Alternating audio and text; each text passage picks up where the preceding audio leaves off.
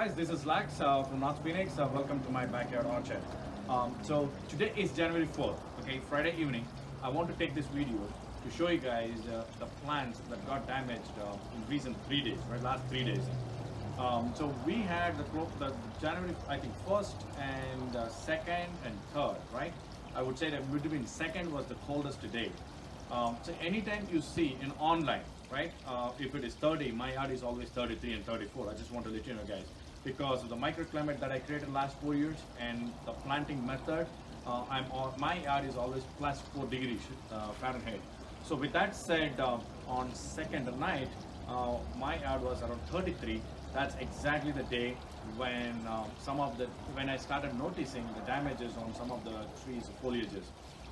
So as you know, I have 55 fruit trees, and 90% of the trees are unprotected. I want them to get trained, and with a microclimate and warmness already available, and with the protection between each other, I believe they are able to survive. Okay, till it was 33. Now, the mango trees, especially, some of the varieties have to cover them. Okay, and I'm going to show you guys what are the trees that are still protected and doing great, and still. Though it is protected, but there are some damages, okay, like Imam Pasand, for example. So in this video, you will see some of the unique plants that I have, like for example, June plum, okay, then Indian cluster fig, then black sapote, then Sapodila, then and few mango trees still unprotected, but they're doing amazing. And the funniest part is the Jamaican cherry tree, okay. One side of the tree that is already protected by the moringa tree is doing great. The other side is not good because it's unprotected. So I'm going to show you all of these. I'm going to show it very close up. So what you see here is a caddy mango. Okay, they not only take the heat, they can take even the cold. Though it is protected, but comparatively with Imam Pasand and cocktail, they are more cold hardiness. Okay. Look at the coconut tree mango, okay, left open completely, so nothing covered. This is the second year in the ground, third year, excuse me, so they are able to take the cold. And you see the black sapote? Phenomenal. See, it can take the cold, nothing is covered except some microclimate that I have from the sugar cane. Can you put a little back, honey? Yeah. Morning Glory, my beautiful plant, okay. Not a fruit tree, of course, we know. And during, I believe, right, Wednesday night, when it was 33, it started wilting. It is very sad. I believe it will come back. The other tree here, June plum, it was doing good till 33. Okay, it is protected, but still it is looking little sad, but not as much as those trees that are completely unprotected. White gauva, what do you see? White gauva, do you see? It was looking great till Tuesday, and when we hit the 33, you see the edges, the tip of every growth areas, it is gone. So I have to cut it here, probably during the spring, before the spring. So bananas, I'm not going to comment, of course. So what you see here is basically the longan, and even after 33, it looks great. So I would say, like, we can definitely trust the longan during the coldest day. So another tree here, real quick, is Indian cluster fig. It was doing great. The leaves were doing great till 36, but when it hit 33, it's gone. Look at this. I think it's not fully gone, but it's going to come back, but it lost its charm completely. It lost its charm. Every branch lost its charm. I do see the same thing with my sugar apple plant. The sugar apple is almost 3rd year on the ground. I do see the same issue. So there's a damage. I need to prune them by spring. So you can come here, closer look. This is Imam Pasand. Okay, it's completely enclosed.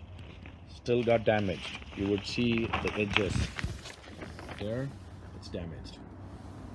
So this is I mean, compared with any mango trees, once again, Caddy is really good in terms of the hardiness, either it's a summer or the cold. Then if you can show here, Yeah. right? Look at my papaya. It's an open secret. Every papaya has the same issue, right? Right? Yeah. So on the topmost, we have an issue, wilting. Now come on in here. This is first year. This is for the first year. Okay, I didn't protect them at all. This is nothing but a kilo gauva, or what is that? Giant white gauva, whatever you call it as. It's looking great. And my hatcher mango, second year on the ground. I didn't cover them at all. It's looking great, but it's not bad. Okay. And this is my Sapodila. Okay, so you see the Sapodila from inside. It's a third year on the ground. I didn't protect them at all. It's looking good. And again, the Cavendish banana, look at how messy it is. It's very, very sad. Obviously, it's a banana plant. And there's one more mango tree you see here, coconut tree. Second year on the ground. Even first year I did not cover. Second year second year I'm not covering this. It's looking great. I think the main reason is the microclimate. If you look at here, the moringa is taking care of a lot of plants around it. Okay, and the beauty is the Jamaican cherry. This side of the Jamaican cherry, right? You will see the leaves got the damage, but other side of the Jamaican cherry, which is under the shade of the moringa, it's looking very nice. I'm going to show you this real quick. Come on in. That's looking beautiful. The leaves are looking beautiful. It is under the moringa, so it's not damaged completely, right? And here is another mango variety, PSM. There is a slight damage I can see on the new growth. It was looking beautiful till 2 days ago, but after 3:33, even after it is inside my plastic sheet protected area, it's still wilting. And my beautiful black princess pepper, what do we call it as, royal princess pepper, even that is wilted. Okay, my Mexican cream guava, you see the layer on the top, it's not looking good, right? Come on.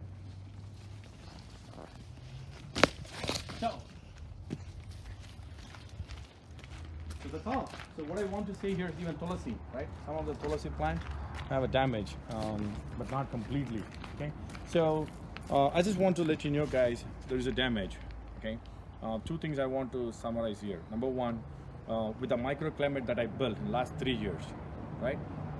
When it shows online, like say 30 degrees, my yard is always 34, at least always like 3 or 4 degrees more than what it was saying in online. And I have 3 thermometers, one in the east, the other one in the west, on the center of my yard. I do measure them. With that, I try to learn that the microclimate or the backyard or the orchard culture, right, is really helping to get some warmness in addition to the mulches that we have. Okay, so there isn't damage. Hopefully things will recover by spring. I'll keep you guys posted. Okay, thank you so much, and happy gardening.